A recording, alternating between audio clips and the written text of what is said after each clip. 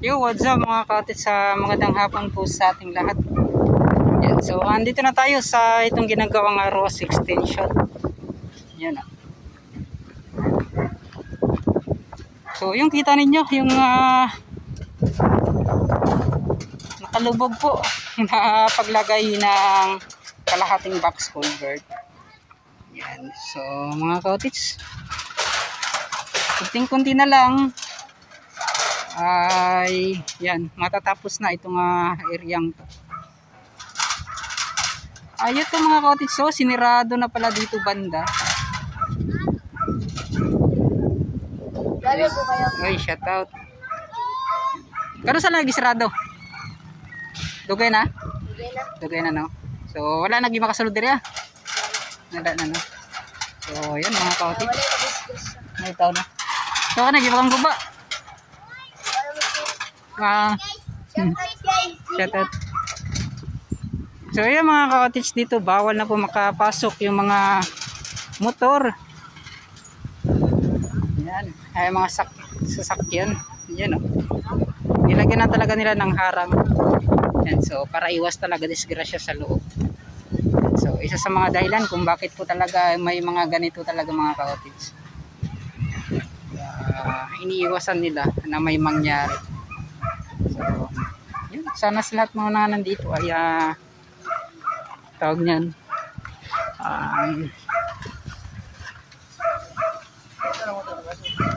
naintindihan ko ninyo yung dahilan. So dito may pag-iba ng mga ka-cottage, so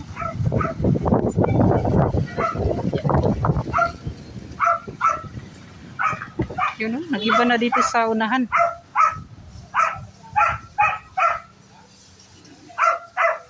So doon tayo sa kabila.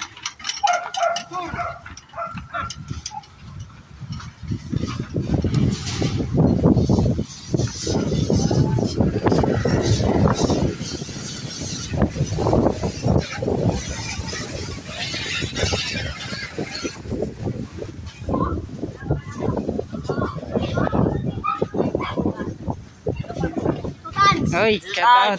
Kwarta na. Oy. Sige, salamat. Shout out mo dira.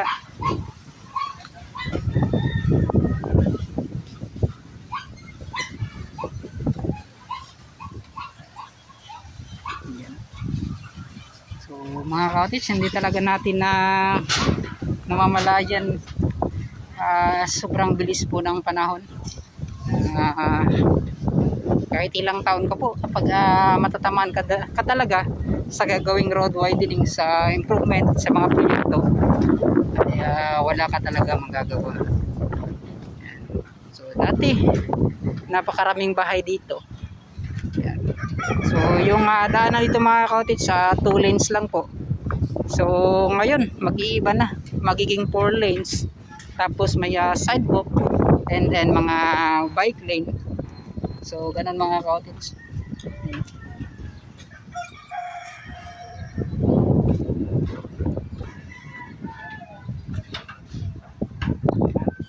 At yung kanila mga ka-cottage, yung pag-iba nila sa dating daanan na to, at yung pag-iba nila ng ginagawang box culvert na old box culvert na to, ay napakakuan pala mga ka-cottage, napaka-tibay daw, napakatigas daw na kanila pong tawag niyan, yung kanilang ginabakbak mga ka-cottage ba, nagahi daw siya kayo. So bato, dito rin daw sila natatagalan yung pag-iba nitong ginagawang box culvert, itong daanan na to. Yan. Marami pang proseso dito mga ka-cottage sa ginagawang extension. Binabaon pa nila itong mga pilote, tapos ginagawan pa nila ng flooring. Teng hapon, shout out kay ate. Yan.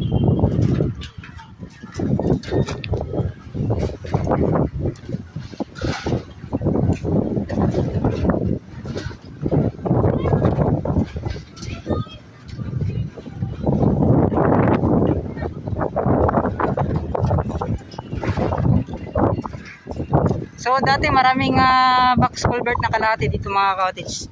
Ngayon ay wala na kasi yun nga po. Kanila inilagay dito sa baba. Yan o.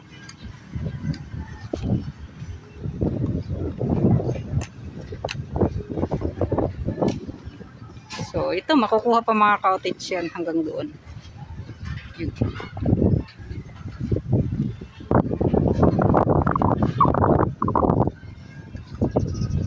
So sobrang laki ng pinagbago po.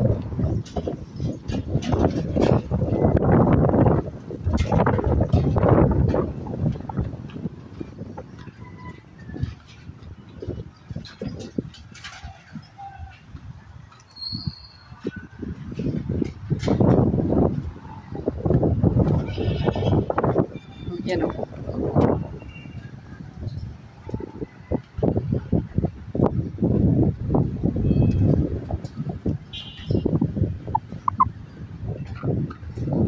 So ito mga waste na ito. So kanila itong tatanggalin. Titatapon na ito doon sa may buhangin, sa may waan ata.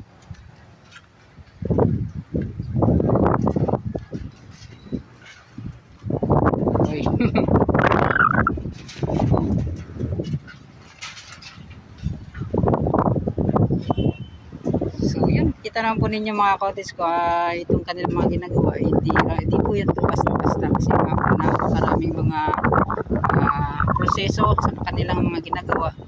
Yun nga po, itong kasi daluyan po ito ng tubig kanal.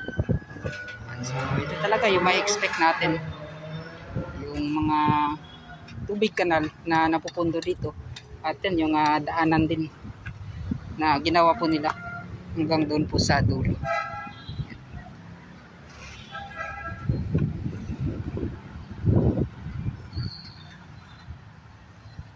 So ito na po yung update natin dito sa ginagawang ROAS extension na dinaanan ko lang mga ka-cottage, at kinat ko lang doon sa itong update natin, kinat ko lang yung update doon sa may ROAS Rotonda. So yun.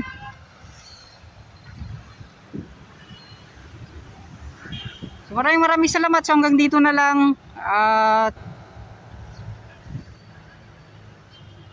hintay na lang po tayo na matapos po itong ginagawang Davao Coastal Road. So maraming salamat talaga, kung di po dahil din sa inyo hindi tayo abot ng 4,348 subscribers. Maraming salamat. 4,300 yun nga po, 48 subscribers. So maraming salamat talaga sa inyo mga ka-cottage. Sana nandyan pa rin po kayo. Di po kayo magsawang sumuporta sa aking YouTube channel.